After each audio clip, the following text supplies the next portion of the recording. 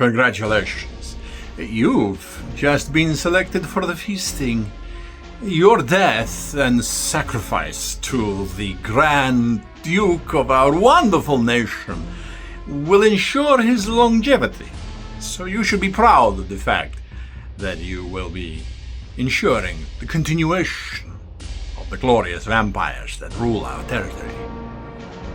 As you arrive in the Duke's chambers, his daughter and his son are there, both vampires themselves, both looking incredibly hungry. Your death will be at least swift. The daughter steps forward, her smile more of a predator's grin at a coming feast than anything else. Takes you in. She looks at you.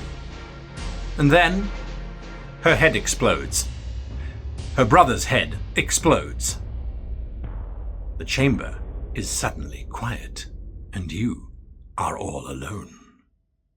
I've still got 1 or 2 spaces left at my tables for the November round of D&D in a Castle, so if you fancy an early Christmas present, why not come down and help me fight the vampires of Drakkenmoor? Links for how to book in the comments down below.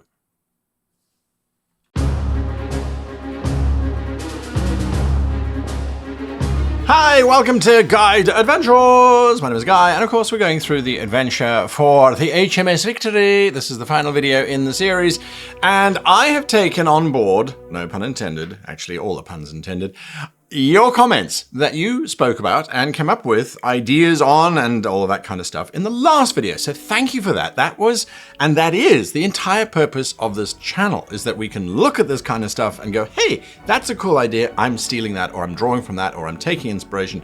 Whatever you want to call it, that's what has happened. And so we end up with this. Ta-da! The Trivoic War, a potential 5 adventure series. Potential 5 adventures out of this one adventure that we were creating. So I think that's a bit of a record for this series anyway. And it's called the Trivoic War. And I'll talk a little bit about that later on. And the actual adventure is the Battle of Tala Fagar.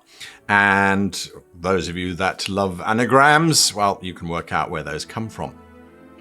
It's only level 4 to 6 characters level 4 to 6, I should say. It doesn't need to be higher than that. And so there we go. I created this image in DAZ 3D, which is my go-to software. And the adventure is part of 5, as I said. Now, there could be 5. The first one could be the theft of the RFS Gallant, the Royal Flying Ship Gallant. Now, I changed the name Gallant rather than Victory because, well, I thought Gallant just sounded a little bit better and a little bit less presumptive as well. And RFS, Royal Flying Ship, they sound cooler when they have these things in the front. And it also helps sort of give it a little bit more polish, a little bit more world building as well. And so the very first adventure could be the theft of the Gallant. She's just finished, she's just been launched, sailing nice and high above the capital, and someone steals her. And so the PCs have to go and get it back, which could be quite a fun adventure. Then we have the Battle of Tala Fagar, which is this adventure, which I realize is a delivery adventure. The PCs have to deliver the Admiral and the Gallant to Tala Fagar. That is what they have to do. And so it's a delivering adventure. And that helped really focus me in terms of coming up with the bones of the adventure. Even though I'd kind of worked it out previously, I actually dropped a whole bunch of segments and expanded pieces that were one line in my plan. I expanded those out to being full-on encounters and things. You'll see that coming up in a little bit too. Once they have got to Tala Fagar, we then go into the third adventure, which is the Secrets of the Enemy. Now, the enemy are the Trisan Order. And if you remember the title of this, it's the Trivoic War. So Trisan and gets dropped to just try. And where does the Voic come from? Well, play the adventure to find out. Nonetheless, they find out secrets about the enemy. The enemy are not exactly who they think they are. And then, of course, we go into the fourth adventure, which is the fire-winning Tala Fagar. That's the actual Battle of Tala Fagar, which is designed for players who are really into this. And if you read this adventure, and if you're a patron, patreon.com/greatgamemaster, if you are a patron and you get this adventure, you'll see that I've put in little notes saying, hey guys, if your players say yes to this next question, you can carry on running this adventure. If they say no, that's warning signs, abandon ship and go on to a regular adventure on the ground, go kill some dragons and some dungeons. So I've put in those kind of warning signs, but players that really get into this idea and they're really having fun with it, you've got Adventure 4, Fire, winning Tala Fagar, and then Adventure 5 is closing the Rift. The Rift? Huh? What? Well, in this adventure, adventure number 2, we start to get leanings that there's something else going on right at the end, and that is through some kind of rift which the player characters would have to seal eventually. So I don't think I've ever come up with 5 adventures out of a single rumble in a ruin before. I mean, I've never tried it really, but these kind of leapt out at me as being like, this is it. This is really what could take place here. Now, ship battles, I wrote out the rules, which I spoke about in last week's video. Those rules you can still download from Great Game Master as well. So go and check those out. And then there's the briefing, and it's basically Lord Admiral Noslin, another anagram, our most decorated and trusted hero, leader, and naval genius, has been tasked with meeting the forces of the Trison Order at Tala Fagar. It's a remote set of floating islands. Floating islands! That was one of you. I forget now who it was who suggested floating islands. I love floating islands. They're on the cover of one of my books, for Pete's sake. So I thought, yes, floating islands, absolutely. And each individual floating mountain is going to be called a Tala, hence the name Tala Fagar. Again, just world building, connecting the dots kind of thing, little subtle stuff, which I love doing. And it kind of helps entrench the world space as well in the players' minds when you do that kind of thing. Anyway, the players get given the mandate. You are to look after Lord Noslin, and that's it. Make sure that Noslin and the Gallant arrive at Tala Fagar. That's your job, and then you'll get paid. And to do that, he issues them a writ, a royal writ, Nobilis Rex Imperialis. And that is me being, overly crafty and dramatic in terms of creating this document. I really wanted it to look like a royal document. And for those of you that get the adventure, you get this as a printable document. So you can then take this and print it out and scrumple it up and make it look old and ancient and cover it in tea bags and all those kind of wonderful things that we love doing. Full disclosure, I used AI to create the imperial seal at the very top, that sort of rampant eagle thing. I don't have the art skills to be able to generate this kind of stuff. And to be perfectly honest with you, would the document work without it? Absolutely it would. It just makes it a little bit more interesting to add it on the top. So that was added in. The royal seal I grabbed off of Shutterstock and then manipulated and tweaked a little bit in Photoshop and the usual kind of stuff. And so this writ, basically, it lasts until the 14th, or it lasts from the 14th of Junster, June, a month in the game, whatever you want to use. It lasts for basically for 4 weeks, which is how long they anticipate the Gallant will need to get to Tala Fagar at worst possible speed. So once they have got there, the writ is no longer valuable, and the writ also is very, very specific, because when you give players a document that says you are in charge, you have the authority of the king to make sure that Noslin and the Gallant arrive, you can do whatever you like, you need to make sure that your players are aware that that is within the confines of the objective, and that if they are found to have abused this royal writ, then they will be held up for treason. So you've got to kind of give them those boundaries. Some players take these things and they go a little bit crazy. And so this just sort of reins it in a little bit. One thing that I did struggle with was the font. And this is a debate that I have many, many, many times. Does one want to use these kind of fantastical fonts that make it look like an old-fashioned document, which is cool, but it's also difficult to read? So the first font that I used, I actually got some feedback from one of the Dungeon Fog support team, and they went, you know what, I was looking at your PDF because there were some issues. It's really hard to read the font. Really hard. And I went, yes, okay. Somebody changed the font. So I changed it to this, which I think is a little bit better.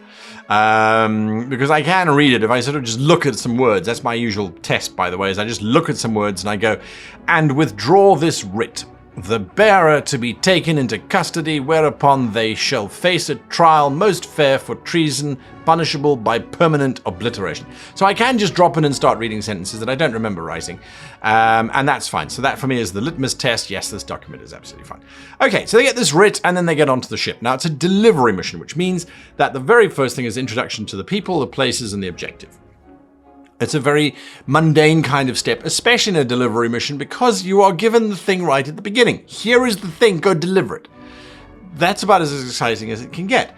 So I've injected a little bit of something, and this is from last week's plan. There was going to be this mutiny that was going to be happening, fermenting on board the ship. And the mutiny is launched by the purser, this young little kobold here, and she is trying to foment mutiny on behalf of the Trisan Order. This Trisan Order is a collection of pirates who don't work together. They're just from a region known as the Trisan Expanse, and they come in and they raid shipping lines and that sort of thing. Anyway, she's working with them, and her goal is to form and formulate dissent in amongst the crew of the Gallant. And so that is where our characters start, is that they've got a weeks-long journey before anything actually happens, as they're traveling through very heavily patrolled territories and areas and things. And so they start to hear these rumors. The captain, the lord, the first mate, all of these folks are included here, and they have these rumors that something's going on.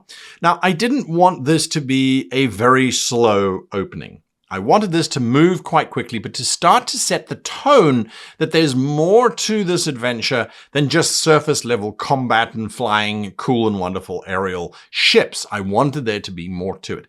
And so in order to do that, I then brought in a skill challenge, because the skill challenge goes quite quickly.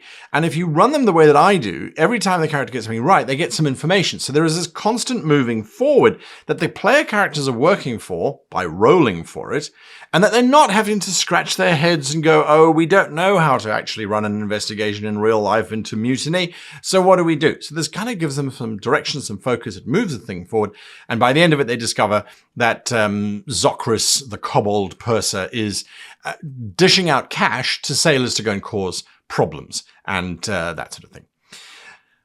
Because the combat with Zocris is not necessarily going to be very spectacular, she's not a great enemy, she's challenge rating 1. This should be very, very simple for the players to get through. She does try and burn the ship down, so it makes it a little bit of a challenge, but not a huge challenge.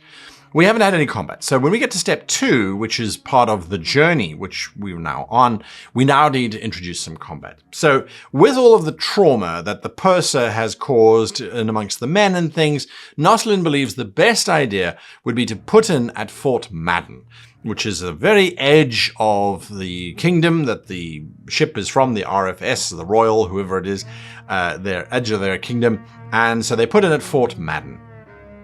And at Fort Madden, the PCs once again hear that there is something odd going on. And it started about 2 weeks ago. This strange group of individuals arrived and bought just a whole bunch of timber and lumber and stuff, and occasionally come into town. If the PCs don't go and investigate, that's absolutely fine, because these bad people will then do their bad thing, which is to hinder the Gallant significantly. If they go and investigate, they find this little camp and a tower that's been built so that the Trisan Order can see the Gallant arriving and send information back to their masters that the Gallant is en route, etc., etc., etc. So it's not a major thing. And here I, again, went and had way too much fun. Used AI to generate the tattoo of the serpent, the single-headed, two-bodied serpent coiled around itself. But then I took a photograph of a man's wrist and used Photoshop to impose that on there. And I think that really that for me is the power and the joy of AI. I understand the ethics and the issues that go on behind that, and hopefully that will all be resolved legally shortly. It's all in the courts. There's all sorts of things going on about that kind of thing. So this for me is where I go, yes, this is just a nice little flourish. It's a little addition that can be added. I couldn't draw this. I couldn't come up with this to save my life. So this has been added in just so that people can see that there are these tattoos. Because oftentimes, we get described, and we do describe to our players, oh, there's this tattoo on the character, and the tattoo looks like a this or that. And I have drawn thousands of tattoos on bits of paper for my players and kind of gone, oh, it sort of looks like this. And been very unhappy when the players look at it and go, oh, it's an elephant. And you're like, what? No, that's very clearly a cube. Anyway, so I thought this was just a nice little touch. And so then we've got the Trisan operatives, and they've got a wizard with them as well. So this is a bit more of a battle. This is going to be a bit tougher for them. It's on the ground, it's not on the ships, because I'm saving that. We don't want the players to have that experience just yet. We want to get there. We want to build the tension of it. So they defeat the characters, and then they move on. Now we get back onto the ship. We're now in the third step of the delivery adventure, which is where there should be a twist, where we learn something new or something changes. And so here, this is not about the players learning something new or something changing. This is about the players learning how the ship works. And I think that's really, really useful. So now the ship goes into combat, and with the beat of the beetle, as I've labeled this particular chapter. And there are 2 sloops that come in to attack the Gallant. And the sloops are also armed with giant Death's Head beetles, because Death's Head beetles should be huge, as in this image here that I made, again in Daz. And this is just a poor person running for their life from this giant sort of beetle thing. Most of you, if you are into your insects, will know this is a staghorn beetle. I think it's a staghorn beetle. I don't know what it is. Anyway, it's a beetle. And in this case, it's a Death's Head beetle in Fantasy World. So there you go. And so he's busy running away from that as best as he possibly can. The PCs should face 3 of these beetles. The beetles have got regeneration. If they can eat the wood, they regenerate. So they damage the ship and regenerate and that sort of thing. So it makes it a bit of a tough battle. And at the same time, there are these sloops flying around. So there's the Trisan sloop. There's 2 sloops versus the Gallant. The 2 sloops shouldn't bother the Gallant too much, although 2 sloops are dealing 16d10 plus 6 damage around. That's a lot of damage. The Victory's dealing out 13d10 plus 12 damage. Not that much of a damage. On the other hand, the 2 sloops combined have less hit points than the Gallant. And the Gallant has got so many more surprises in store that it's not even funny. Right, so that battle then happens. Our players then go ooh and ah, and this is how ship combat works, and it's really cool. And there we go. And there's the actual cover from one of my books, The Complete Guide to Creating Awesome Locations. And that's the full cover stretched out. So that would be the front and the back of the book for those of you that bought that book. And if you want that book, it's on the website. Because it had floating islands and Talas, as they're now called. And so again, here's one of my first notes. These islands, use these islands to slow down the pace of the adventure or to speed it up. Slow it down or speed it up. And so we slow it down by having the characters have to go out and explore these Talas. Not a huge amount of exploration, but they do have to go out and they have to sort of look around and see what's going on. And they can have an encounter with a greyjack, which is this large flying shark, basically. I thought that would be quite fun. So they can have that encounter or not. It's entirely up to you.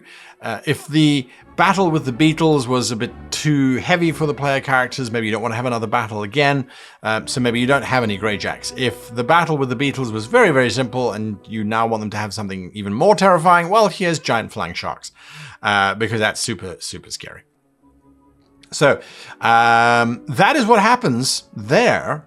And then we go into the undead attack, because I didn't drop that from the original planning, because I thought it's still quite fun. The rum undead could be a lot of fun. It adds this weird kind of, oh my god, have we been drinking from those barrels type of thing, which, I mean, that for me was something that was really freaky when learning about the tapping of the Admiral. True or myth, doesn't matter, it's still very disgusting. So they have this battle, and they discover that Kochalia, the ape, is the flautist who raises the undead, as per the plan from last week. And so they'll have that big battle. And the final battle of this, because this is the last battle for the adventure, if you will, at step 4. So this is the last major combat. And so it creates this 9-barrel problem, which is this titanic undead creature. It's just scary. Super, super, super scary. The way that this creature works. I also put in some falling rules, which Dungeons & Dragons doesn't handle very well. mainly because they've never really needed to bother about it. But I did some basic calculations. Roughly, you fall at about 500 feet per round once you reach terminal velocity, which just is simpler to calculate than the slow acceleration that one goes through. You fall at 500 feet a round, and you're going to fall for 6 rounds because the ship's about a half a mile above the ground, and so you're going to take about 900 points worth of damage. Because 264 d6 actually doesn't translate to that much damage statistically. It doesn't. So I said, right, you take the falling damage of a d6 for every 10 foot fallen, so 264 d6, plus the weight of your character in pounds. So if your character weighs 120 pounds, a stick of an elf, you're still taking 264 d6 plus 120 damage. Because I hate this idea of the barbarian landing and going, oh, I only take half damage, so I've fallen half a mile, but I've only taken 112 damage, so I'm fine. It's rubbish. Absolute and absolute rubbish. Hate that idea. So I wrote in those rules there. Rant is over. Moving on. Right, so they fight this giant undead thing, which is really, really going to be tough for them. But then we arrive. They arrive at the Tala Fagar, the area within the Talas, and there's a nice long write-up there. And here is where I put in caps. If the PCs decide it's too dangerous and instead take the skiff to leave, so they've delivered Lord Noslin, he says, join me or go away. If they choose to go away, listen to them, let them go away, go and fight on the ground, go do some stuff. They're clearly not having fun with this aerial combat stuff. It's super scary, it's super freaky, it's not for them, whatever. That's super cool. Goodbye. Listen to your players and follow them along. On the other hand, if they too decide to join Lord Noslin, this is now where they start to learn more stuff about the Trisan fleet, and they actually start to learn that the Trisan order of pirates is actually not working alone. Someone has united them, and they come across the Cerberus. The Cerberus being the enemy ship, which is not a nice ship at all. Because I thought, if you're dealing with the Gallant, and the Gallant is just this massive warship, what would you do as the enemy? Well, I don't think you'd try and take the Gallant in a toe-to-toe fight. I think what you'd try and do is design a ship that would destroy the Gallant, because that would be your biggest objective, I think.